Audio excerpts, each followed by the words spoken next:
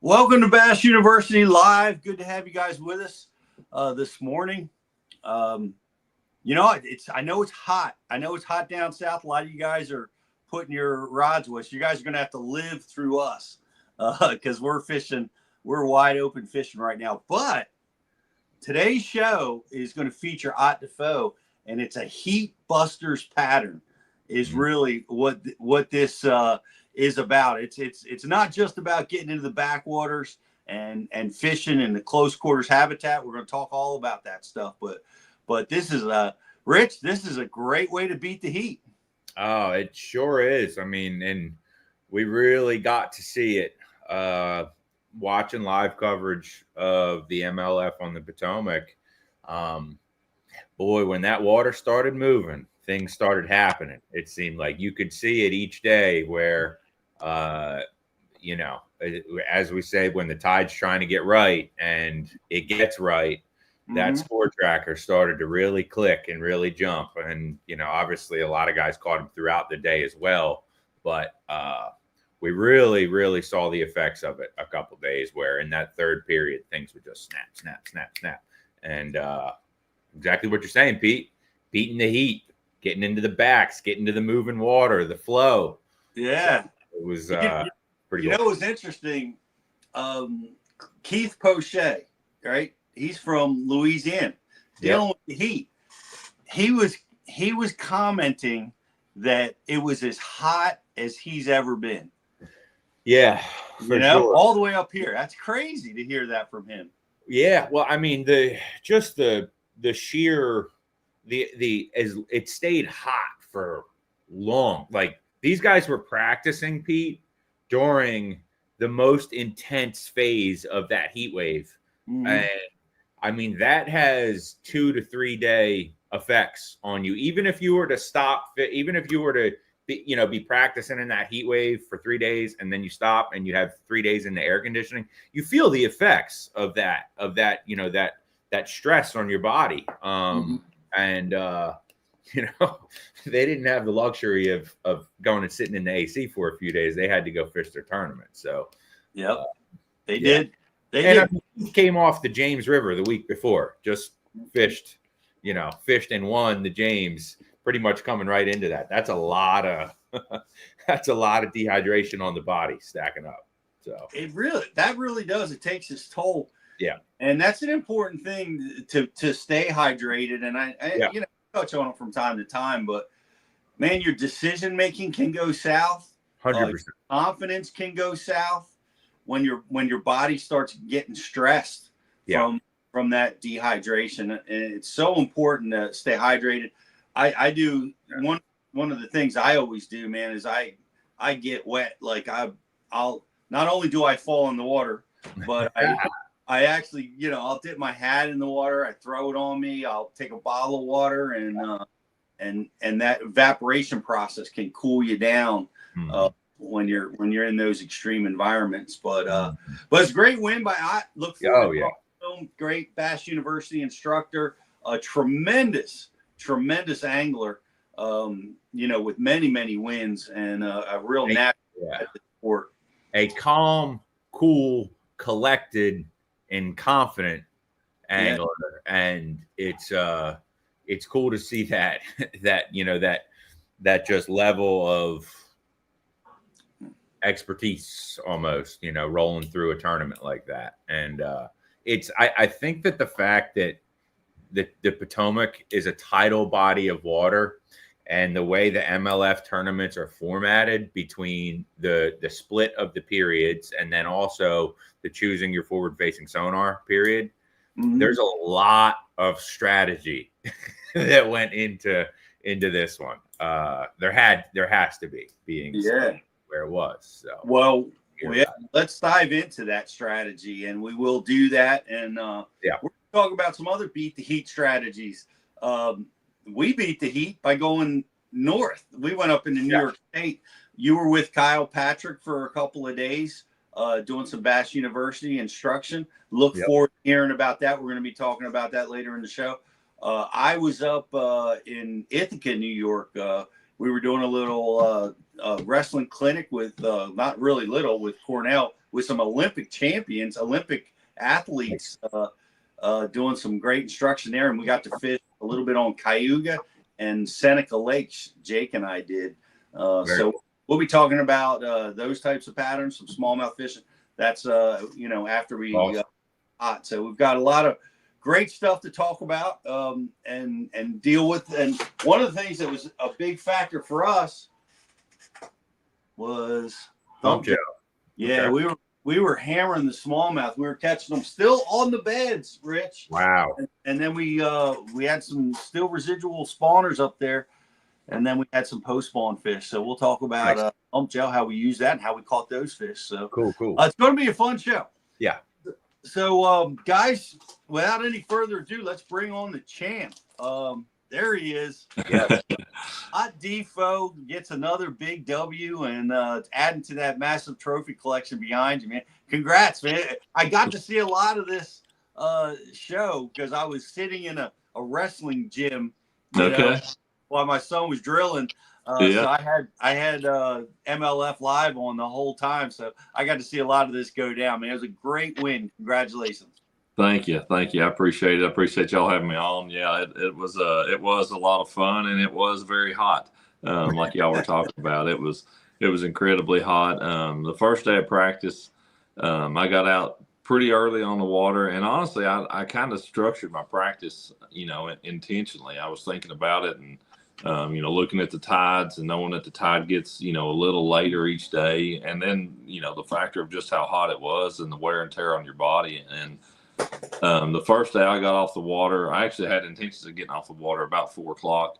I ended up staying till close to 5. But in my mind, the heat played into that. But also the big factor was, the first day of the competition is going to be 3 days later. The tide is going to be almost 3 hours later. Once I get to 2 o'clock on Monday, I'll never see that tide again. I'm never going to experience that tide the whole time in the tournament. So what was the point? There was no, in my mind, I'm physically beating myself and I'm not really going to learn anything. It's going to be relevant in the tournament anyway. So it was kind of that keep my mind from getting cluttered, as well as letting my body rest. And the second day of practice, I actually got off the water at 3 o'clock.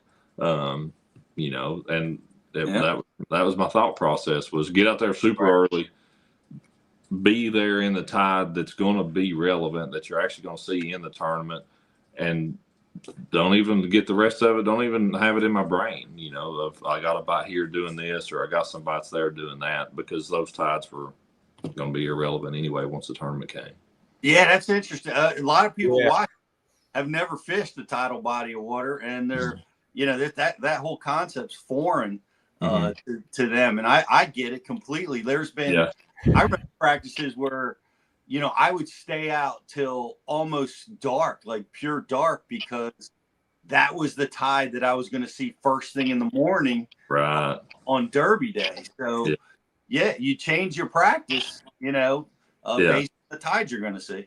Yeah, and that was kind of the other. It was like, you could, once you got to that 2 or 3 o'clock window from there on Monday, Tuesday, that 2 or 3 o'clock, unless you were back out there at 7 p.m. for the last couple of hours of daylight, like you're saying, you might as well go take a break in that point in time. Well, I wasn't going to go back out and fish 2 hours before dark, from then. But that was kind of the deal. It's like that chunk of time becomes irrelevant. Right. Yeah, it sure did. And you're good on the tides, obviously, but man, you're a river guy. Like you live on a river. We got to spend a little time with you a few years back, and what a beautiful property you have here on the river. And, we got to fish it a little bit, and you moved there. I get you love river fishing. Yeah. How did you get started? Is that how you got started fishing rivers? It really wasn't. When I first started fishing and fishing tournaments and stuff, it was just on the lakes around. But I had been fishing some tournaments for a few years and stuff, and then started fishing team tournaments with a guy named Jason Nichols, who's a dear friend of mine and has been for a really long time. But I started fishing with him, and he was traveling and actually fishing some bass, invitationals back in those days, and qualified for the top 150s and fished that for a year. This would have been like in 99 or something. But we were fishing together back then, and his dad had bought a jet boat, and we fished out of it some. And we kind of learned river fishing together, honestly, in the early 2000s around here, fishing out of the jet boat that he had. And so it wasn't as soon as I started fishing, or before I started fishing, that I was fishing rivers, but I was probably 13, 14 years old, 15 years old, somewhere in that range, when we started fishing out of a jet boat a lot together in tournaments and stuff around here. And I'd fished the lake some, but then we started fishing, taking that jet boat and running up in the rivers and doing that. And I was like, man, this is fun, That was where it really, really hit me. It is fun. I love it. Other people get frustrated by it, maybe because you got trees and spiders and crazy shallow water. What's your favorite thing about fishing up the river? It just makes sense, like a river in general, and having current makes sense to me. The fish relate to it. It positions them. It eliminates some water, and then once you figure out the bite, they're in the shoals, or in the places where the shoals get a little bit deeper, they're in the top of the shoals, whatever it is. Once you figure out the pattern, you figure out the bite, it is the most replicable pattern that you can ever fish. It's like, okay, I'm going to catch one right there. When my bait hits the water right there and I turn the reel handle, I will have a bass on the end of my line. And that's that predictability about it, I think, is what I like the most. It really is. The current positions them, and they tend to be fun. Yeah, absolutely. They don't get that crazy eye where you got to kind of trick them somehow. They're biters. Yeah. They're generally, if they're set up in the current around some cover, like you make a good presentation, it's probably a catfish. We saw you catch a few, and I heard something. It was high praise, and calling you one of and I'm paraphrasing. I don't remember exactly, but one of the most competent natural anglers, that there is in fishing. That comes from your roommate Andy Montgomery, talking about your win, and that is high praise. You make it look so easy. I guess maybe that's where that comes from, but. What are your thoughts on that? That's pretty good praise from your roommates. Usually you guys are, busting each other's chops, Yeah. No, we definitely do that plenty too. And that is, and I appreciate the kind words. It's, it's one of those kind of things that I think a lot of it comes from perspective. I mean, obviously I love fishing. I love bass fishing. That's how I make a living. But I know at the end of the day that there's much more important things. And like this week was the anniversary of my heart surgery, and the day I came home from the hospital 6 years ago, and all that kind of stuff. So having my faith in Jesus Christ as my Savior, that's where for me where that is based at and where that comes from. And I know at the end of the day, fishing's just fishing. It's my job. It's how I make a living. It's how I provide for my family. But I know that there's a lot more important things, and that at the end of the day, this is not the most important thing in my life. Obviously, my faith, my family, and then providing for them. And I know God's got a plan in all of it, and I trust whatever it is that He's got in store. And then when I go out there on the water, I know my job when I'm on the water trying to do my job is to put forth as much effort as I possibly can. That's what I'm called to do when I'm actually, for any of us, when we're at work.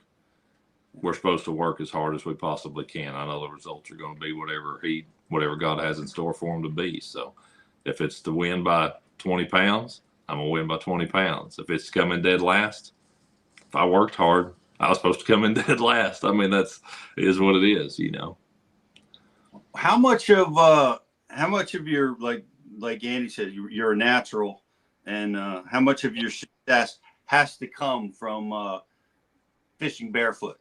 definitely a good part of it. At least in warmer weather. Yeah, it definitely does. And I love, I do. I love shallow water fishing. I love visual fishing. And that's most of what this was. And I think about a lot of my, a lot of wins and stuff. A lot of them have been that way. I've had some stuff where, Humminbird 360s and electronic that I've had a lot of success with, and some of that kind of stuff. But my favorite wins, my favorite way of fishing, and I feel like what I'm strongest at, if I was up against my competitors, we were all doing the same thing. This type of fishing is right in my wheelhouse. I don't always find it, and other people will on some, sometimes we go somewhere and I miss that bite. I miss that window for whatever reason. But, the way this was, and even sight fished several fish on the last day, and, that type of fishing and just understanding what those fish are doing, and then how to present your bait to them, in that super shallow water. And the last day I never had my graphs on. And the first day was the only day I used a graph any, and the third period I used my perspective mode a little bit to see some pieces of wood, like just a little bit. But other than that, from there on, I never used a graph for anything. So that natural kind of fishing was that was what I did the whole week. Sunglasses and trolling motor and a fuse. That's awesome. That's how we all got started. Yeah. Just noticed it seems like barefooting's the deal. Eastern Fothergill fishes without shoes. Tyler Williams. There's many others, man. It's like it's a trend out there. Yeah. And that's I would up there. I did as long as I possibly could, but man, you'd get about noon, and that carpet gets so hot. And if you weren't standing right over the foot pedal, putting shade on it the whole time, that foot pedal would burn you. I'd have to slip my flip flops back on, but I tried to be barefoot as long as I could. Yeah, it helps too when you got to get in and push your way out. Yeah, absolutely, definitely, it definitely does. You're talking about getting in the water, cooling, throwing some water on you. There was one time I turned around back there. I could have done it with the push pole, but it made a lot more sense just to get in and shift the boat around than it did to try to do it with the push pole. No kidding. How do you stay cool? Do you hydrate? Do you do anything unusual to keep yourself cool and focused?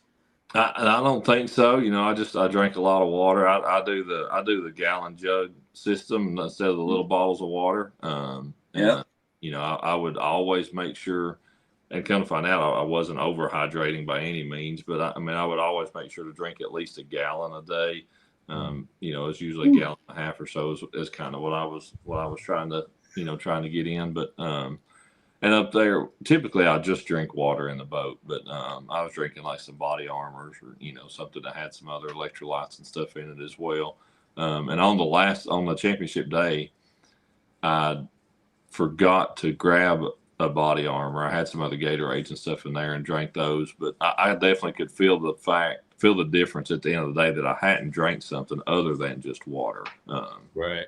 And it was it's a little more stressful day anyway. And sure. I felt like I was completely spent at the end of the day. It builds, man. That's no doubt. Remember that. I'm feeling that like after the 5th day of 90-degree heat, man, it's hard to charge that body, Yeah. You got top of it. But you look good. You were doing some things that were really cool. We all loved watching it, man. You were up the creek. You were flipping.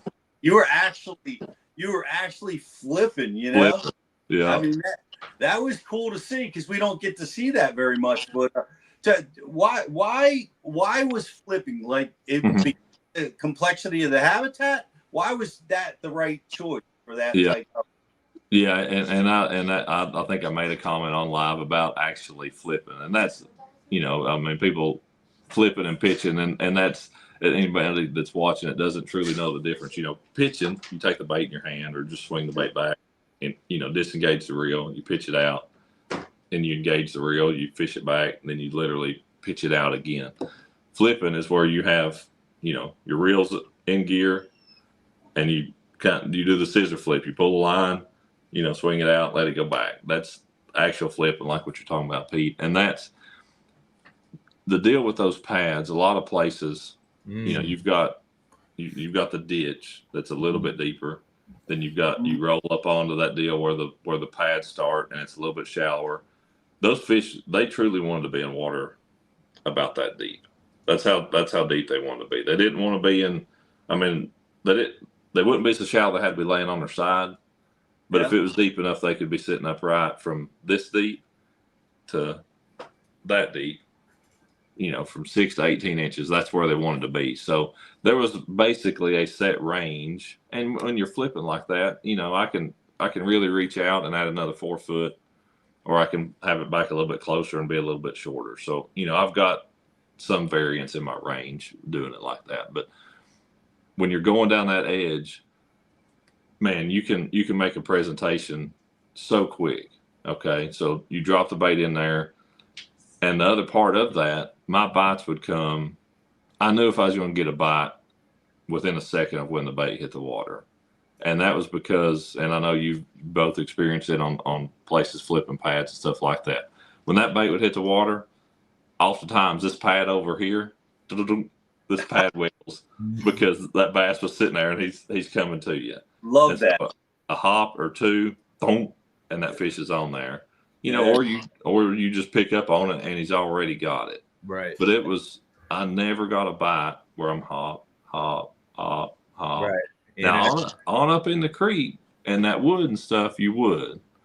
But in those pads, when it hit the water, you were going to get a bite within a hop or two. And then there was no reason to be there anymore. Now you might only need to move it that far. And that was the deal. Like their strike zone wasn't 6 foot. Their strike zone was about a foot or two. But if you put it right there, really nice, really soft, really quiet, that fish was going to eat it. So I'm so efficient. I mean, the water, again, super shallow, so I don't have to feed it a whole bunch of line. Yeah. Boom, drop it in there, hop it, move it over 4 foot, hop it, drop it in there again. And the bait's truly it's coming up and down. Where like pitching, it's going out and then down. And it just, when you said that with the patch, the light bulb went off as far as like the why, because it's up and down, in and out. Yeah. There's no horizontal movement over top of the pads. That's right. Yeah. And because of what you're saying there, Rich, like you try to fish that bait through the rest of the stuff. I never caught one swimming the bait back in those pads. And now in a different creek where it was open water, I caught some swimming it. But in that environment with the pads and stuff, drag it over one, drop it in the next hole, drop it. Never caught one like that. That initial drop, hop, put it in the next initial drop. That's how you were getting your bites. And I caught a lot of fish like that. I might fish a 50-yard section and catch one or catch two. But dude, I could fish it so fast. Just keep the boat moving real steady, real quiet. And that was another key. Like you wanted to have the trolling motor on 3 or 4, just steady going. You didn't want to have it on 7 going whoosh, right, whoosh, because you're in water that's this deep, and you make you throw a wake or something like that, you're going to spook that next fish instead of catching it.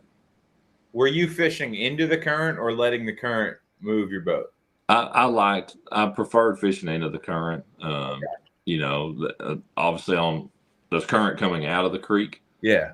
On high tide, in some parts of it would be flowing into the creek. And I caught fish like that, floating with the current, especially on rising tide, floating back into it. Right. And at those times I'd let the boat just float as slow as I could with the current. And I might get to a prime looking piece of stuff and put my Raptors down and then, really pick it apart kind of thing. But I preferred to not put them down until I'd had a bite, kind of deal, or saw something move or something like that, just again to try to be as quiet as I could. And that honestly was another reason why there was no benefit in having my graphs on. I had no purpose for it, but not having anything pinging was intentional as well. Right. Right. You got to be stealth. It's the water's so clear, so shallow. Some of those areas, it was pretty cool. It looked like your boat was just getting sandwiched by the vegetation. It was so tight. Yeah, it was. Yeah, that was, up in the back of that deal, there were some places where it was just enough for the boat to get through. I mean, it definitely was. It was really narrow. And there was a lot of places you could not have turned around. You had to. But when I got back through there, where I stopped at going up in the creek, it kind of got to a straight stretch, and you could tell it was, it got super shallow, and the tide was already starting to go out. And I'm like, well, I'm not even going to try to get any further. And this is actually a hole I know I can turn around in. Was the other part of that. So yeah, it was a small place, and that's, the very back where I really busted them. That was the first day I had been that far back. Was only on the championship day, and it impressed me how many good ones. I've been in places like that where I've caught a lot of fish, but you might catch a lot of little bitty dudes or pound and a halfers or something. Dude, I caught a lot of 3.2s, 3.6s back in that little bitty place. Yeah, that was crazy. It was impressive, and I heard JT commenting the same thing. He couldn't believe it. I was watching it too. Like, man, the size fish in this little tiny, estuary, little tiny creek was impressive. Yeah. Let me ask you this. It's cooler up there. Why are the fish? Why do they do that? Is it because the cool water pulls bait, or is it just because they want to be comfortable? Why do you think they make their move up those creeks? Yeah, I think it is a comfortable deal, and we mentioned about the heat wave, and everybody who lives in that part of the country certainly experienced it. And I had thought going in that heat wave may push some fish into those places, but I truly think it's exactly what happens where I live, so those fish, when they spawn, they get done spawning. Douglas Lake out here, they swim to deep water, right? Mm-hmm. That's where they go to recover. And there's always twofold what a fish, in my opinion, is trying to do post spawn. One, they're trying to feed back up, and two, they're trying to physically recover. If they're in hot water, it's harder for them to recover. Once they can get back to a cooler water environment, that's where they recover best. And then obviously there needs to be some food. And a lot of times that food is kind of seeking the refuge of some cooler water at that point in time. If there's a shad spawn going on, there's some brim spawn, there's going to be some fish go to that and stay around that. But I think that's kind of that's their natural cycle, is that they're going to seek out a place of refuge to heal up, to rest up, to recover from the spawn and the stress of that on their bodies. And, obviously feed up as well. And that's, how those tidal fisheries there's so much food everywhere all the time, it seems. There's so many variations of food between crabs and crawdads and every type of bait fish imaginable. So it almost doesn't matter where they go, they're going to have a food source. But then I truly do think that that's a big part of it. And that major heat wave, I've been there at the Potomac before and some of those other tidal fisheries. And that's always a deal in August, when the water's super hot. But I think that major heat wave and heating the main bays and things up as much as it did, it kind of made that creek deal fire, honestly, earlier in the year than it typically does at such a level. There's always some fish in them, but I think it really made it, a lot stronger than it should have been for this time of year. Well, you said Douglas had happened. You ever see that down in Texas? Do those fish behave that way in the heat? Does that happen there in Alabama and other reservoirs around the country? Yeah, oh yeah. That's like in Texas, the Lake Fork or wherever. That's why post spawn, well, it's May, but that's why those fish go deep. I think it's kind of the same deal. So it just depends on the system. If it's got flowing water and cooler water and places coming in, there's some fish go to that. And then if it doesn't have a lot of that available, those fish will go deep. And obviously the Potomac doesn't have a lot of truly deep water to speak of, and tidal fisheries in general, that water's moving back and forth so much that there probably isn't a whole lot of variation in water temperature based on depth anyway. I'd assume if you went out in the middle of the river and dropped a temperature probe from the surface to 10 foot deep, is probably within a few degrees of each other. Yep. And there's probably 200-pound channel cats out there waiting for them to make that mistake. Yeah, or occasional bull shark swim through and bust up a school or something. Could happen. Yeah. That's awesome. Well, it's interesting, and it's a great pattern. We call it the trout stream pattern, and you know, you used it to great success. Now I apologize, I didn't see the end. I was watching a score tracker, and I saw you established a monster lead, and then you kind of just went toe to toe with everybody else to hold that lead. Yeah. But I did see where the creek, like, right, you had to get out. The tide dropped, and you had to make a move. What was your your winning strategy to keep the field at bay once that creek got a little too low for you? Yeah, it was really to come back out and fish. I don't want to say the mouth of the creek, because it wasn't like the mouth where it hit the main lake, but truly where the where the creek kind of came into the bay type of deal, or into the marsh, which was where I caught most of my fish on the first day. The first day that I fished in there, I only went back,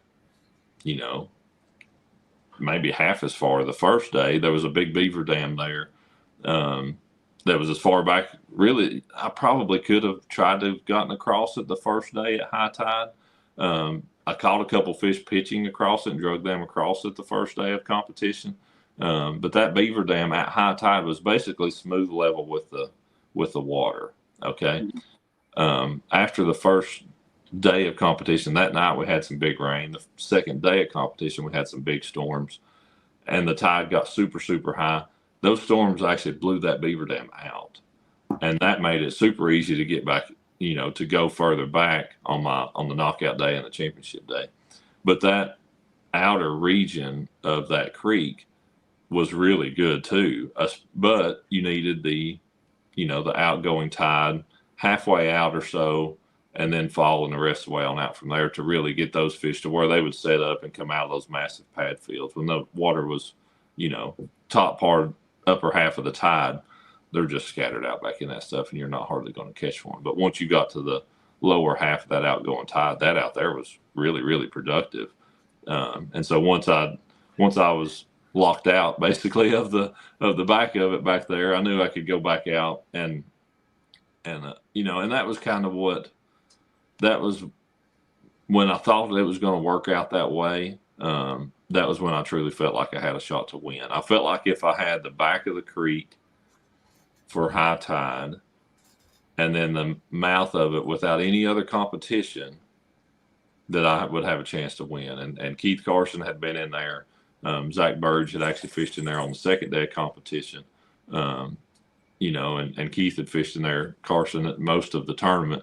But I just haven't talked to those guys, they even before at the post game deal, that neither one said that they weren't coming back, but I just was like, man, I don't know if either one of these guys are going back, that they've got other stuff, and just kind of felt like, I was like, if neither one of these guys go back, this could work out really, really well, because I'd be able to let everything rest I wanted to, hit the timing on the stuff that I needed to. And that was the way it worked out. Man, that was great. I know the weather, you mentioned it, blowing out the beaver dam. A lot of the guys seem to get like handicapped by like the storms that came through and briefly muddied up some of those areas, some of those rivers. Did yours hold up through that whole thing? Did it ever get muddy and then clear up for you? It did muddy up, but it mostly muddied up on the second day. And that was the day that I went to start in there, and there were some other competitors that were, like I said, it was just Keith Carson and I that were in there the first day. But as I'm idling in, Keith Carson's in front of me, which I knew would be, and two other competitors that I can see, and I actually didn't know that Burge was back in there until later on. You know, so there would have been 5 of us back there if it ended up going that way. And I'm like, this is not, you know, this is not going to go well. So I actually turned around and left, but I'm sure that it had to have muddied up some. But the next day on the knockout day, it was still off colored, but not as bad. And those fish still bit, you know, so I was able to catch them in there even with some additional current, but it was kind of just that, it was just a good off color, you know, it wasn't super muddy. Yep. Well, that was, I guess it's great. All that vegetation filters it, and maybe it cleared that up quick for you guys. So that was cool. I wonder what's the rule on MLF as far as like getting in there? Are you allowed to push your boat in, or are you getting in and out of those tight places? What's the rule? Yeah, you can always push your way out. Okay. Yeah, you can push your way out, but you cannot get out of the boat to make it more accessible to fishing water. So like you can't push your way in. You can push pole, but you can't get out of the boat to do it. You know, so yeah, pushing your way in is a no-no. Pushing your way out is totally fine. Is what the deal is. So yeah, you any forward advancement must be done from inside the boat. Yeah, it's interesting. Rich, this was interesting to me because this rule doesn't affect us. I mean, it doesn't apply to us because we don't fish those kind of tournaments, but it worked for, like, Keith Carson was back in a way back, only accessible at high tide, I guess. And he really unloaded on him, and he was commenting, doesn't matter if I get stuck in here. Like, because you don't have to get back to the weigh-in, you know? Right. Yeah. I've got a big lead. I'll just drink water and wait for the tide to come in. Yeah. Yeah. That's crazy to think about that, but that makes sense in that kind of tournament, huh? Mm-hmm. Yeah. You know, I mean, that is kind of the beautiful part of it a little bit, is that it's, you know, as long as you catch them. I mean, that you do need to get back, I guess, and collect your money and get your trophy at some point. But get back at some point. Yeah. That'd be fun. Like 12 o'clock at night, they'd be doing your final. Yeah, that's for sure. Yeah, that was pretty cool. So many. It was such a dominant pattern. It's interesting to see what probably half the guys in the top were all digging in the back of the creeks. But a lot of guys did good on the main lake too. But what take us through your bait selection. You're up here in the super tight cover. What are you flipping? What are you pitching? Any swim jigging going on? What are your baits? Yeah, my primary, if there's one single bait for the whole week that was a primary player, it was just a small compact flipping jig. It was a 3/8 ounce, just a real small compact deal. Green pumpkin, orange, I had a green pumpkin trailer, dyeing a little bit of the tails of orange on it. You know, but it was just a super compact crawdad imitating jig, and it was really efficient. Like it was something that I could put in any part of the cover. I wasn't going to get hung, you know, and it was just really natural, and it worked well when that water had a little color to it. It worked well in clear water, and again, just very efficient, and something that I didn't lose very many fish on throughout the course of the week, even pulling them out of that cover like they were in. That was a big player, and then I caught a lot of fish on it the first day, knockout day, and the championship day. The third day, or the second day of competition, I never caught one on it. But other than that, it was a big player. I caught some fish day 1, 2, and just a couple at the end of the day on day 3 on a bladed jig. I caught a few on a buzz bait throughout. But then the final day, that wacky worm, a Bass Pro wacky sticko, was a big player for me, that's always a player when you're fishing that, you know, little creek pattern like that up there on the Potomac, and just a weightless bait drifting with the current like that. And I actually caught my first competition fuzzy dice fish on the last day of the tournament. I think I had two on a fuzzy dice, just because I wanted something other than a wacky worm. You know, I borrowed some from Edwin in practice, and I was like, man, this thing, I don't know, it's just different enough and odd enough that these fish see a lot of wacky worms on the Potomac that maybe it's something I could pick up a fish or two on. And I did catch a couple my first couple competition fish on a fuzzy dice this week. That's awesome. That's shocking, but it makes right. Yeah, it's ultimate finesse bait in clear water. That's an interesting choice. Which one did you use? A little one, a big one? It's a decent size one. I think it's a G crack one. A Q bomb, I think, is what it was. And it was kind of a reddish looking one. I don't know. It's just Edwin had some green pumpkin ones and this reddish one with some green pumpkin stuff in it. I'm like, sure, this won't work. And I put a little like 32nd ounce nail weight in it and screw lock on on there to keep it on my hook and stuff. It was I caught a couple on it, but I also had one. There was this one fish I see sitting. Now I'm coming down with the current, so I'm having to fish this fish backwards, and I think that's why I wouldn't eat it. But I see this 3-pounder sitting up there on the sand like this to eat. Man, I throw it down there in front of it, kind of let it float to it, and it eases up. And I jiggle it, which when I pull it, I'm pulling it back up current, and then trying to feed it to it, and it swims up. And I'm like, nothing there. Then it darts over here. Finally, it comes back. That fish ended up biting my bait, biting that stupid dice like 4 different times and never would eat it. And it was a 3-pounder. I mean, it don't. And nothing. Don't. Nothing. I'm like, never could catch that sucker. But yeah, it was neat to catch a couple of that. That is neat. It's very cool stuff. One of the things that I do, like, I noticed this. I love to fish up current, like you're talking about, right? That seems to be the natural approach. But man, sometimes when I turn around and drift, like, because you always have to, right? You're working all the way to the back of the creek. Yeah. You got to get out. Yeah. And you wind up fishing your way out most times. Yeah. I'm telling you, there are times when going against the grain, like drifting down, like get you access to a big fish you missed on the way up because like you said with that dice, like sometimes you can throw that bait out and it'll drift under the logs. Correct. Drift in a way that you couldn't make it do that on the way up.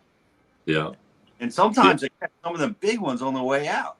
Oh yeah, no, I definitely have, and it's not one of those kind of deals where I'm like, okay, I'm done. I'm just going to turn around and blow out of here. I always, like you say, and it's so much easier now with having shallow water anchors that you can, as you're coming up to a piece of cover, you can stop the boat because to your point, summertime warm water fishing, and this is any time in current. It doesn't matter if it's tidal or any type of current situation. The biggest, most aggressive fish, typically speaking, if you've got a root ball or whatever, the current's flowing into it, the top edge of that and the top little eddy or two to the side, that's where the biggest, most aggressive fish are typically going to set up. So to your point, you could drop that bait here and let it float down into it.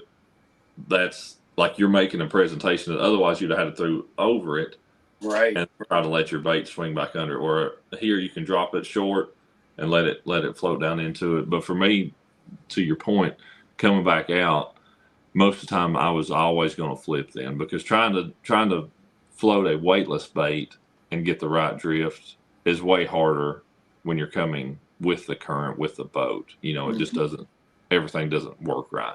But if you're using something that sinks, it goes in, it goes straight to the bottom. I can hit those little places that I couldn't otherwise have hit. And make a presentation at an angle that I couldn't otherwise. That's my thought process coming back down is almost always using something that sinks quickly that I can drop in and make that presentation versus a weightless bait that I'm trying to drift into the bite. Yep. Or honestly, even a moving bait, like it's a little less important then, I think, and you can catch them on a bladed jig or you can catch them on a buzz bait if they'll bite it, floating back down, because again, you can pick some different lines and different angles and pick up aggressive fish that you were missing on the way in if you were fishing slower stuff. Yeah, I think it's important, guys, to pay attention to that, because the textbook and training is you move into that current, but there's definitely opportunities that you want to take advantage of on that back drift. Yeah. the other thing is like exploring these backwaters is a little dangerous, you know, like you can get stuck, and I always tell people always best to go exploring on an incoming tide. You correct. Yeah. Yeah. It is. And when you're, that is the great thing with the tidal fishery is you've got that kind of safety net. If you're working at it on an incoming tide, you don't want to, the time you really don't want to get stuck is on a high tide. And I almost did that in practice. Yeah, I almost did in practice, but yeah, no, the time to go explore, yes, absolutely on an incoming tide. And if you're doing that, if you're mapping out your day in practice, and you're like, man, I want to look at this creek, I want to look at this creek, man, start at the furthest one south on that incoming tide, and then but you got to move fast, but you can kind of work your way up the river on that incoming tide. If you start up on the incoming and work your way down, you're shooting yourself in the foot because you're only going to have a little bit of time, on that incoming tide. So start at that bottom end, work your way up, and try to run with that incoming tide going to those places. Yeah, that's it. I didn't think about it from when you don't want to get stuck, but you're right. You get stuck on high tide, you got 12 hours until you get a chance to get out of there. Yeah, you're stuck then, and that was.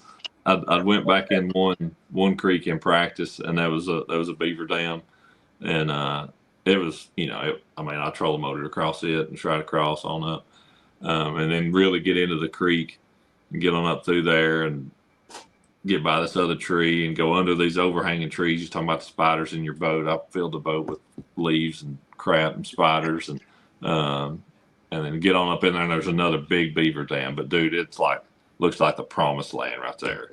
Always does. Oh yeah, and it's like smooth on the top of the water. This beaver dam is, and I've been over some like that you just shoop. You just idle right across them. It's no big deal.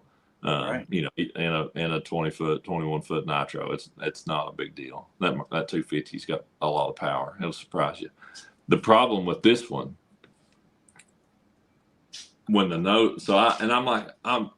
it's not quite high tide, but it's almost there in practice this day. The problem is the bank. Okay, I'm going this way in this chute I'm in, and here's the beaver dam. The creek does a 90 that way, so I've got the width of the creek to get over this thing, and then my nose is going to be touching the bank, but I've got to go that way 90 degrees. And I'm like, man, I don't know. So I pull the trolling motor, and I basically put the motor in gear and at like 1,000 RPM. Dude, I'm halfway or more over this thing at just barely more than an idle. I'm like, well, it must be compressing down, which beaver dams will do a lot of times. I'm like, this is going to be easy. Just a little more throttle. I'm going to slip across this. I'll hop out because it's practice. I can hop out and shove the nose around. I'll be in there. I get like up on it, and then I'm trying to get the motor in the water to get the last little part broke over. Well, then, my nose is right at the bank on the other side, but I didn't think about the fact that it's pushing my keel down, and now it's like touching the bottom. And I'm like, man, I'm in a pickle now. So I got out and I get it shoved around, and then I'm hitting the log over here. It's not swinging around all the way, and finally, after 10 or 15 minutes of all I can do, I get in there. And now I'm really thinking, how am I going to get back out? Because to get lined back up. So I'm able to troll up the creek, spin around. It was like super shallow. Somewhere up through there probably was the winning bass, I'm sure. But at this point, it's already past high tide. Like the water's going out of here faster now than it was when I got in here. I'm like, I have got to get the heck out of here. So I get up there, get spun around, troll back down there, and trying to get. Now I've got to turn the boat completely back and get lined up to get back over this thing. That was where it really about got me, because I can't use the big motor to get started up on it. So I've just got to push by hand to get the boat, the halfway that I did by motor earlier. I can't do any of it I just got to do it by hand. And so I get it wedged up on there, and I mean, I can't push anymore at all. And my motor is this far from the bank on the back, but thankfully it was just like silt and leaves and stuff. And I just trimmed it down in that junk, put it in gear, and got it started up over it. And once I did that, I'm trying to get out now. I'm like, no, I don't care. I'm going to get out of here at this point. And I get it up over it for the most part. And get on the trolling motor, and then I'm out of there. But I was like, yeah, you about messed up right there, dummy. Yeah. That makes me feel good, Pete, because I've done that many times on the Potomac, and I still think that the promised land was if I went a little further, but yeah, definitely been there, man. Yeah. Just hasn't resulted in a winning. Yeah, it's scary. Like I get a little panicky when I'm like, oh yeah, man, I'm gonna be here forever. How am I gonna get out of this mess? And yeah. Have you ever been there? Did you ever have to call for help? You ever get stuck? The only time I did, Pete, was you probably were fishing it. It was in it had been an Everstart on Kerr Lake. Man, this would have been like 06. It would have been a Northern Series Everstart way back in the day over on Kerr Lake. I think Craig Powers ended up winning that tournament. I was in that tournament. Yeah, I figured you probably were. It was I got stuck way up, I think the Roanoke River maybe. I was running up there, and like you kind of had you'd have a groove of water on one side, and then it would shift over, and then you'd have a groove of water, and the other side is just a sandbar, like this deep. And I'm running up through there, and I'm good, and then I'm like, oh man, does it shift over here?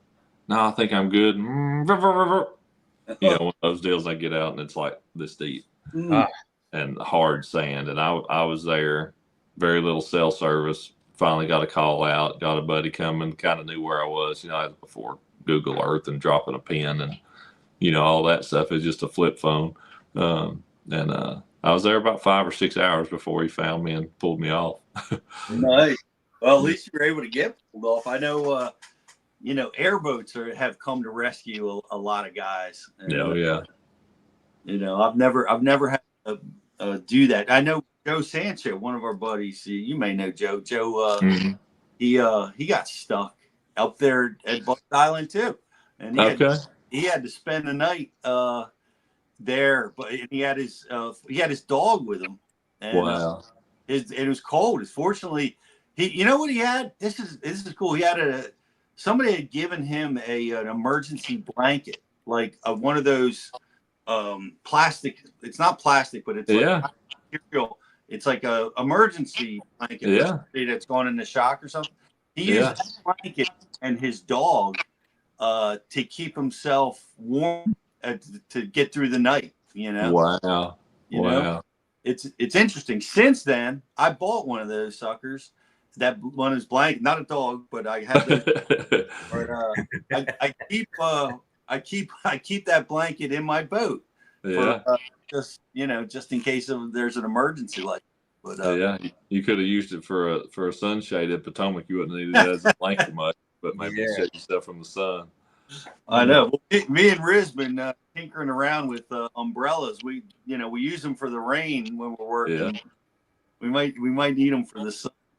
But there's a couple of congratulations for you winning and here on the chat board, and one of the guys, I lost his comment right now. He likes to throw a free rig on a back drift. Okay, makes sense. Yeah. Open the bell. Yeah, there it is, Chuck Fish. And Steve Kaiser wishing you congratulations. But thank you. That's great way to attack the back drift. Would be that strategy. Yeah. How about a chainsaw? Do you do that? Are you into that backwater that aggressive? Do you carry a chainsaw? Have you ever done that in derbies? I actually put one in my boat for practice. I left it in there for the tournament too. But yeah, I don't always. But man, it's so easy with those little electric ones anymore. I can put it right in the back there in the engine compartment. it doesn't weigh hardly anything. It doesn't leak gas and oil and stuff everywhere. Yeah. Don't make any noise. Like Yeah. it's yeah. I mean, I had one in there in practice, and I used it one little place to cut a tree in the water, and then I used it in the tournament. You may not have saw that, but on the knockout day, I believe it was, there was just one. It wasn't there the first day, but there was just one tree that it was just a log laying across. You could troll across it, but you had to turn the trolling motor up on high and, drag the boat across it. And I've done that 3 or 4 times. Oh, you want to say hi? I've done that 3 or 4 times. And so I was like, man, I'm tired of fighting this thing. Every time I get back here, it was literally in the water. Yeah. So I just reached back there, grabbed my chainsaw, and cut it so it, float out of the way. And then that made it easier every time I come back by there to do that. And I actually caught 2 or 3 scoreable fish out of that little log pile the last day, where I hadn't caught any before I had cut that log out of the way. So maybe it helped that a little bit. I think your dog's like, I'll keep you warm, Dad, if you got. Oh yeah, he would. Yeah, he would for sure. Take me fishing with you. Yeah. What's up next? What do you got left on the schedule? Just our last BPT, up at Saginaw Bay, up there in Michigan. That's our last regular one, and then fishing the team series. Andy Montgomery and I got to be a team again for this first one. Yeah, so we're That's fishing good TV. We're fishing the September event together. Of course, we don't know where those are or anything, but we'll be fishing that September event together, which is September is the one we won last year. So excited to get to do that again with him. Got to think you'll go somewhere north, right? You would think so. You never know, but yeah, you would think so. August, September, they typically do fish north for those 2, and then October, November, they'll usually fish a little bit more south. Now, how does that work with the team series? So now that you and Andy have started fishing some of the team series stuff together, do you that's going to be your partner for the rest of the way through? Boy, you'd think so. but no, Good. That makes too much sense. No, so there's 2. The way it works, there's 2 drafts. So after the way they did it, and it makes pretty good sense. So you take the first 3 BPT stages, and the top 24 in points from those. After 3 tournaments, top 24 in points, and then stages 4 through 6, the top 24 in points. Those become captains. Okay, so the top 24 for each of those become captains. Then when they do the draft, then you can pick. There's some fine details with that, and if a captain picks a captain, then the next person down becomes a captain. Because I was number 27 on that list, but there were enough people who picked other captains, that it bumped it down to where I became a captain and was able to pick Andy. But then so we had the draft for that first. For that first section at stage 7, we'll have the draft for the next section. I haven't actually seen where that is. That should put me in the 24, I would think. Hopefully, hopefully I can be a captain again. Good. I don't know if Andy will be out. There's some of the fine details with that. It's like if you've been picked once, you can't be picked again. I don't know, some of the fine detiles change. Well, whatever the details got to be, we got to keep you and Andy Montgomery fishing.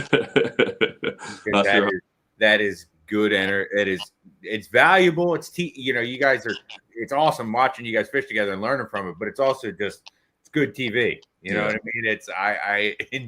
It's enjoyable to see you guys in the boat together and how you operate. It's a dynamic that so many people can relate to. Correct. You never get to see it in the highest level of bass fishing. It's like watching yourself out there with one of your boys that you just know what the next move is going to be. It's great. Yeah, it is, because I don't know what percentage, but obviously guys that fish BFLs, fish Toyotas, they fish events that are, pro type events where the guy has the control of the boat and can make all decisions and individual type stuff. But I would venture to say 80% of our viewers that are tournament fishermen are fishing team tournaments. Yep. And so to watch a solo type event is something that, that they may never participate in their whole life. So to see something like a team event like that, where you're working together, literally both on the front deck of the boat, trying to catch the most fish you possibly can, it is the most relatable for that viewer. For sure. And then it's the enjoyment part of it too, because everybody knows what fishing with your best, fishing with one of your buddies is like, and how much crap you give each other, and but also how you work together to try to make the most of the day. And that was what Andy and I did, and I think that was a big part of our success. Neither one of us could care less who caught the fish. Right. And if he was reeling them in, dude, I'm standing there, I'm grabbing them, I'm putting them on the scale, unhooking his bait. He needs to make the next cast just as fast as he possibly can. Go. Go. Like, and that was the whole deal, So that was what made us such a great team, and why I'm excited to be fishing again. And I fished the second event with Out and Junior, and we did the same thing. Like, we fished extremely well together as well. But Andy's a lot of fun. Yeah. I mean, it's perfect. It's the match made in heaven. Both together, honestly. You got to check your ego at the door, right? That's right. That might be hard for some, but you guys didn't seem to have that trouble. But there's a lot of egos up there. It's trying to push each other off the trolling motor sometimes. Oh yeah, no doubt. And that was, there were situations where I'd run the trolling motor. When we were doing one thing, he'd run the trolling motor, and we were doing something else. I knew if we were coming up to the line of docks, I didn't want to run the trolling motor. Right. But we were fishing in a way, he was going to skip a jig or throw a blade of jig. I wanted, I love to throw a wacky worm. That was what I wanted to do. I wanted to stay back, let him do his thing, fish it faster, and I'm gonna make the cast that I can make. With that slower bait, and and try to pick it up behind him and that kind of stuff. And I spent a lot of time like that to make sure that I was out of his way, that I would be down on the knee. I'd be down low, and man, I ain't got to run the trolling motor. I can stay down here, man. And I can shoot my bait under there and make casts that he's not making. And we were efficient. Well, because you're the captain, can you order him around? Can you hey, retie this leader for me? I probably could, but I'm gonna try that this time. Yeah, just for you. I'm actually gonna I need to get a hat that says captain and tell him to refer to me as such. That's great. You make rules. I like it. Yeah. We got to check out right now because of you. We got Justin does Tackle Warehouse sell electric chainsaws. Everybody's wanting to get an electric chainsaw. Right. Yeah. We don't know if they do, but they need to get them on there. Yeah, I don't know if they do or not, but I'm checking the Lowe's app as soon as we get done this podcast. I'm going to see what size and voltage they take. Can I fit it in my pack this fall when I start hunting again? It's there's a lot of purpose there. The one Toro, Toro was a sponsor a few years there for MLF, and they gave us the chainsaw. That's awesome. Got in my boat, so yeah. That's great. Yeah, that's very cool. Yeah, that'd be another thing you could order, Andy, to do, get out and cut that branch so we can get in there. Yeah, exactly. That's another privilege. Yeah, absolutely. Well, we look forward to seeing how that goes down. I want to hear it, but we'll be watching. Sounds good. For sure. And best of luck the rest of the season. Best of luck. Appreciate it. Saginaw. And, we'll have a lot of fun watching you. I appreciate you being part of Bash. You're a great teacher, and I appreciate all that work that you've done for us. And we look forward to having you back in the classroom sometime soon. Yeah, absolutely. Appreciate it, Pete. Appreciate it, Rich. And thank you guys. Whatever we can do. I appreciate y'all having me on. Yeah, absolutely. I look forward to maybe getting back in that creek in the summertime. Yeah. And checking out that Lake Douglas tributary. I'd love to get up there in that real shallow rocky water. That looks like so much fun. Oh yeah, it is. It's a big time. It's a big time. We'll catch up with you real soon. Ott. Sounds like a winner. Y'all have a good one. Thanks, buddy. Great win. That's going to be great. Like you said, it's going to be fun watching those two compete together again. And I don't know if anybody from MLF is watching, but when you get a good pairing of guys that fish well together, keep them there. Yep. Because watching two guys that don't pair well together, it's brutal. So yeah, you want to keep some viewers, keep these guys fishing with people that they jive well with and do well with, and you might have some long-lasting success in that format. Yeah, a little bit more fun to watch. Yeah. Very good. Hey guys, we got a lot of fun stuff we're going to be talking about. We've been mobile. We've been fishing all kinds of different bodies of water. We're going to be talking about that and some upcoming things for Bass University. So hang there with us. We're going to be right back after this. We're off the clock to clock more fish, to fill our live wells and empty our coolers, because there's more to explore. The latest Humminbird fish finders work fast, see clearly, and know all the best spots. They fish even smarter paired with the Minn Kota and break down the water like never before. If you like your plans loose and lines tight, then it's time to explore. Only with Humminbird. Get right to the fight. New Mega Live 2 forward-facing sonar puts you on more fish with an ultra-clear, rock-solid picture of underwater action. Next-gen clarity, next-level fun.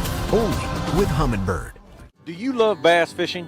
Then you have to check out Bass University. Access over 1,000 bass fishing seminars and episodes. Get discounts on the tackle from your favorite tackle brand. Learn the latest techniques from the top pros. And never stop learning. And never stop learning. And never, ever stop learning. Welcome to the Bass University. Welcome to Bass University. Welcome to Bass University. Welcome to the Bass University. Welcome to Bass University.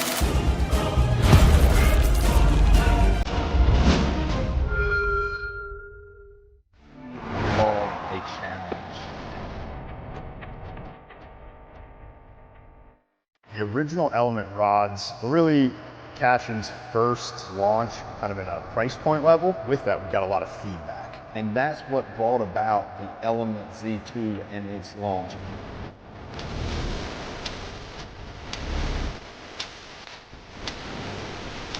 The most affordable American-made rod on the market. Mother Nature may be tough. I'm tougher. I'll take you where chaos is the cost of entry and where the fish are worth the fight. Because the bigger the question marks, the better the quest. Welcome back to Bass University Live, everybody. Watching some of that stuff. We put our cash and rods to work. Jake and I did up north. And Rich, I want to tell you something about the Lake Master mapping is so advanced and phenomenal. Yeah. Going to a new lake, and I love doing it. I've never been to Seneca Lake. It's one of the great finger lakes in New York, and I've never been there. You know, heard people talk about it. I wanted to get up there and fish it because we were up there, and it's going to a foreign body of water, can be very, very intimidating. Sure.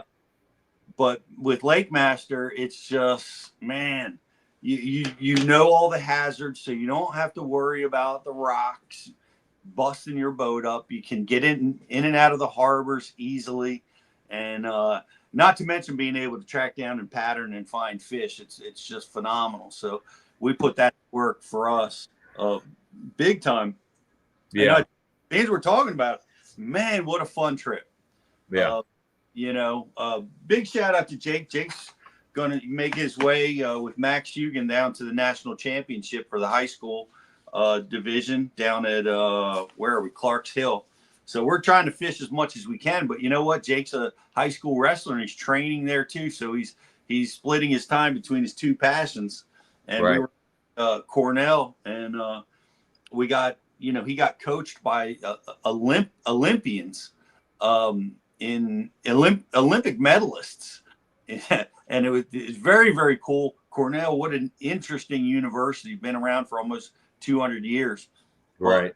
Right on the banks of Cayuga Lake, one of my favorite lakes. And we dragged the boat along with us, and we got to fish Cayuga a little bit. Then we skipped over to Seneca Lake, which was really cool. We caught the tail end of the smallmouth spawn. Yeah. And we were able to do some sight fishing for smallmouth, as well as catch some post spawn fish. And, right. You know what Jake did. Oh, yeah. You know the bait that he loves to throw up there. What's the bait he loves to throw? Oh, it's a finesse. It's a finesse football jig, Pete. That's all you're gonna say? It's a finesse football jig. No, I'm just kidding. I'll give it up. Anybody who's watching, you got to go buy it because it's legit. It's the Beast Coast Sniper jig. It's just a bad jig. And Jake smashed on that. And guess what? We just shot a seminar on that bait with Kyle Patrick. What? This week. Awesome. Yep. So wow. Definitely want to check that one out, guys. Nice. Well, yeah, check. It's a killer little bait, and Jake loves throwing it. And what he loves smallmouth fishing, but what he likes about throwing that jig, he throws it on his bait caster, and he can just lay into them. And it's so fun to see. And we got onto a couple schools of post spawn smallies where they were ganged up and they were feeding, and we were able to get a couple doubles, and a lot of fun. Seneca, really neat lake. I believe the deepest lake I have ever fished. What is the max depth? Take a guess. What do you think the max depth that we 600? How much? 600. Right, you're right about there. We got 550, 500 and change is what we saw. There may be deeper spots in it, but I don't think my my sonar has ever read 550 feet before. So so we what we did? We dropped a sniper jig down. Nice. We dropped it down until we ran out of line. So the sniper jig has seen things. I don't know. It looks like on the Lake Master mapping, you guys might have missed the deepest part of the water. I got some 600-foot water right there. It's deep when the Lake Master VX, Humminbird Lake Master VX, it's showing pink. So they're really having to go to the ends of the color spectrum to map out a lake that's 600 feet deep. But I mean, like you were talking about the mapping, Pete, it's incredible. It's incredible. If you guys haven't checked it out, check out the One Boat Network app from Humminbird. You get the Humminbird Lake Master mapping right on your mobile devices. And when I say it's legit, boy, it's legit. It cuts down the time of figuring out where they could be on a lake. And it makes you at home on a brand new body of water. And you know how priceless that is? I'm up there with my boy, and we're trying to get fish, trying to get on them fast. And I remember times where, oh my gosh, I'd have to idle for hours because I didn't, I was unsure about the shoreline, rocks formation. Where are they? But now it's so easy. It makes you feel right at home. But we had a great time. Looking forward to the Kyle Pat, and I want to dive into there with Kyle Patrick. But what's happening at Bass U? What do we have scheduled? What's coming out at Bass U this week and next? Oh, Pete, I'm not going to lie, you caught me a little bit off guard. But here's what I will say: it's going to be something incredible.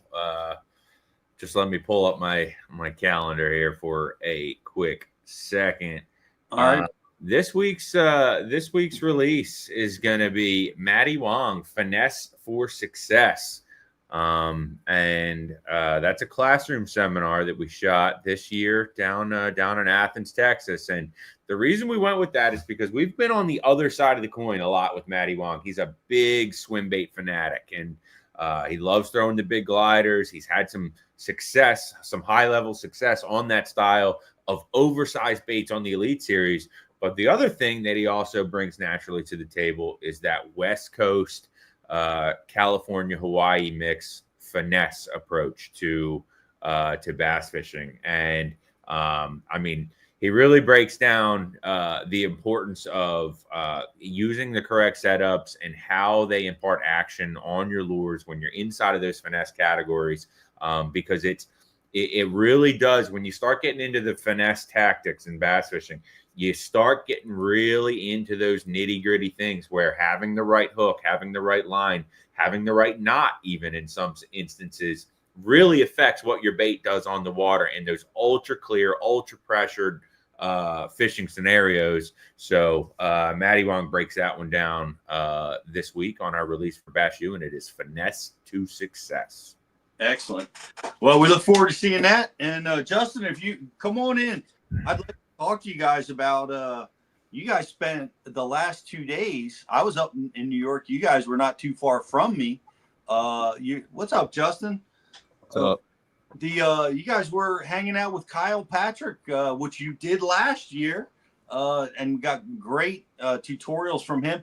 He's fresh off of a top 5 finish at the Toyota Series on Lake Champlain. Tell me, how was the week with Kyle this week? It was good. Filmed some good seminars, got some good sunburn, ate some good hot wings. I forgot about the hot wings connection up there in Kyle Patrick's world. That's right. What's the deal now? He doesn't. They pay him in chicken wings. Is that how it works? Something like that. Yeah. Yeah. Well, here's the real story. Has that going on? I think he may have overate his deal last year, but there is a pub in Cooperstown, New York, that, in my opinion, could go toe for toe with anybody in the country on the best hot wings. And I am a hot wing connoisseur, so we got wings from Cooley's 2 nights in a row, which was phenomenal. Cooley's, yeah, cool. All right, but very, very good. Well, so other than Cooley's, what did you guys do? Where did you guys fish? Yeah, so on Sunday, we're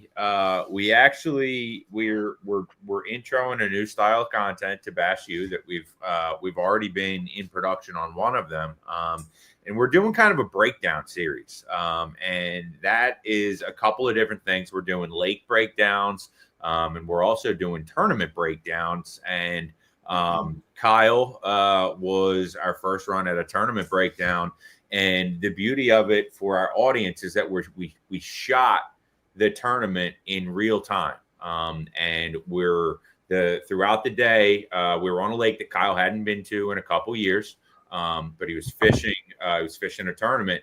So we uncovered that process of breaking down water in real time on a lake in upstate New York. But we also focused on a lot of the decision-making process, the adjustment process throughout the day, which, let's face it, whether you're a tournament angler or you're just an angler that likes to go out and catch fish, you have to be able to go through those progressions and that process of adjusting to in order to successfully make bass bite and ultimately get them in the boat.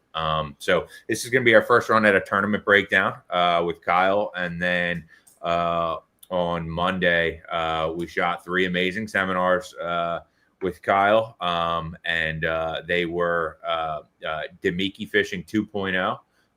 We did a Demiki seminar with Kyle this winter in the classroom. So this year out on the water, we did the demonstration portion of it so that our customers can see both sides of the coin, really get the nitty gritty details in the classroom, but then also go out and see Kyle put that technique specifically to work, and in conjunction with live scope and everything else.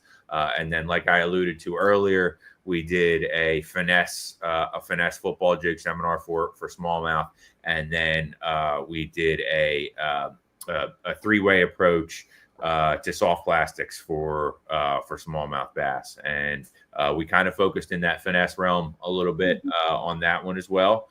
But yeah, stay tuned. We'll have some great instructional content coming down the pipe from our man Kyle Patrick.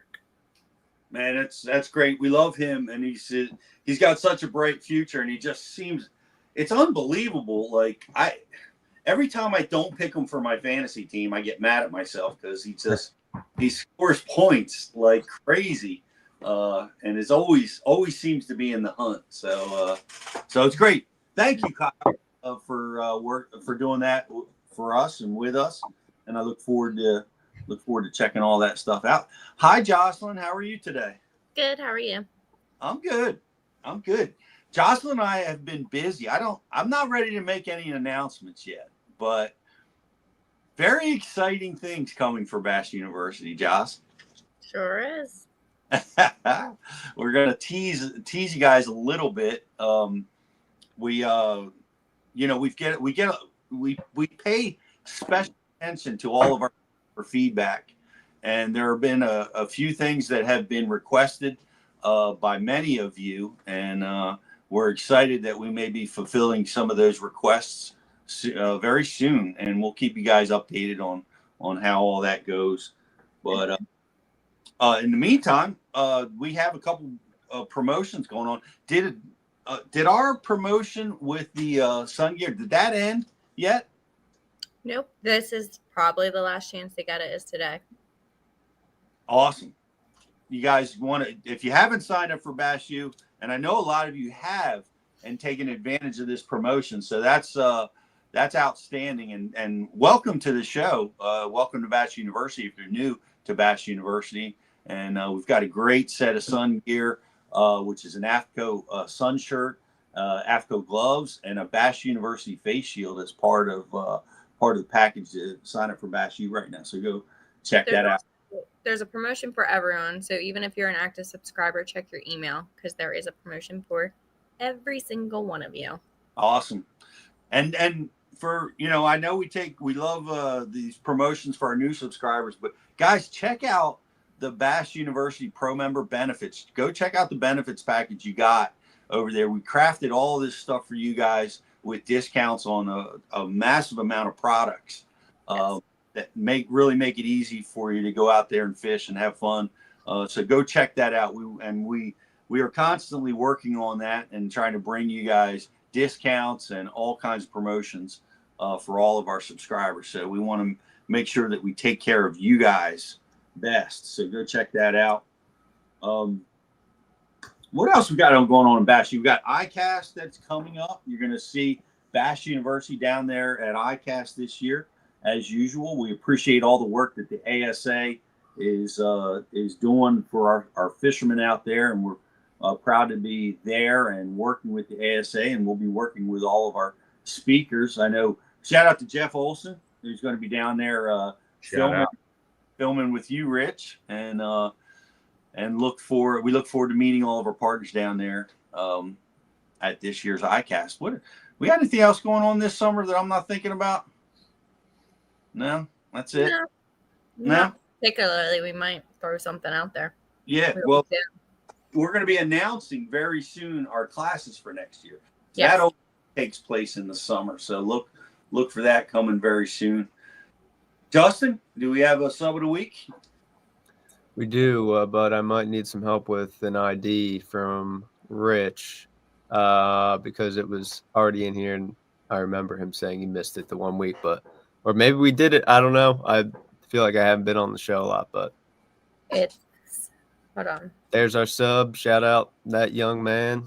It's Boyas de Arc here. A trip to Boyas de Arc in Texas. Yeah, it's a road. Yeah, so they both, him and his father attended our seminars in Athens, Texas, and awesome. They learned everything and went out and did it on the water. That's awesome. Cool deal. Shout out to that young man. That is great bass. A tremendous catch. I love seeing that standing timber in the background. Looks fun. Jason Powell. That's what it was. Jason Powell. Powell. Congrats. Congrats. So you're big on that jig now, huh? That little football jig. Am I big on it? Yeah. Have you thrown it at all? I'm not permitted to throw it in my boat. Jake beats me too. I got you. No, it's just very impressive. But yeah, it generates the strikes, and it's interesting because I throw it toe to toe with Jake, because I love that when a bait's really firing and I want to kind of test it out, is I put I'll put something else against it to see its effectiveness. And a lot of times I'll throw a straight Ned rig against that bait. And yesterday on Seneca Lake, sniper jig just outperformed the straight Ned. And shout out to Kurt. And we were putting that little General on there as a trailer, and that was the magic pairing. Add some thump gel to it, and you were catching smallmouth, catching those post-spawn smallmouth. So, but yeah, it outperformed the straight Ned, Dustin. So yeah, we're dialed in on that. If only you would have listened to me 3 years ago, Pete. The guy that told me about a Senko can say the same thing. And a chatterbait. Hey, man. Hey, I'm slow. I'm slow to change. But, man, once I get a hold of it, I sink my teeth into it. But you're right. How about Ott throwing a dice on the tidal Potomac up a creek somewhere, I want to know what jig he was throwing. You think he was throwing a Kitech? He was throwing a 3/8 ounce green pumpkin and orange jig. We didn't press him for the name. I was hoping that you would. I love. Should have just jumped in and asked. Man. Yeah, I want to know what little jig he's throwing. It was interesting because it was a jig. I thought, me personally, I'd have probably been throwing a Texas rig in that environment, but man, you can't deny the strike to catch nature of the jig. If you can get them, you're gonna catch every one if you've got the right jig, and he certainly did. No doubt. Well, we'll have to see. That may be printed somewhere. What style of jig that was? I don't know. But guys, thank you, Ott DeFoe. Thank you everybody on this call. Thanks for doing the work with us up there in New York, guys. And thank you, Kyle Patrick. Thank you for working late with me, Jocelyn, to put together what we're going to be announcing sometime real soon. And thank you guys for watching. I appreciate you. Thank you for all the electric chainsaw sales, Ott DeFoe. We got to get that chainsaw in Tackle Warehouse. You got to have it in there, guys. Yep. But we look forward. We're going to be back next week with another episode of Bass You Live, and there's so much coming. Rich and I, the Bass Open is going to be happening in just a couple of weeks on the Chesapeake Bay, which we're not allowed to talk about. I might be in violation for just mentioning the name. I'm not sure. Following that, we'll be down to Clarks Hill for the high school national championship. So there's a lot happening at Bass, you guys. So we look forward to talking to you next week with another edition of Bass University Live. Have a great day, everybody.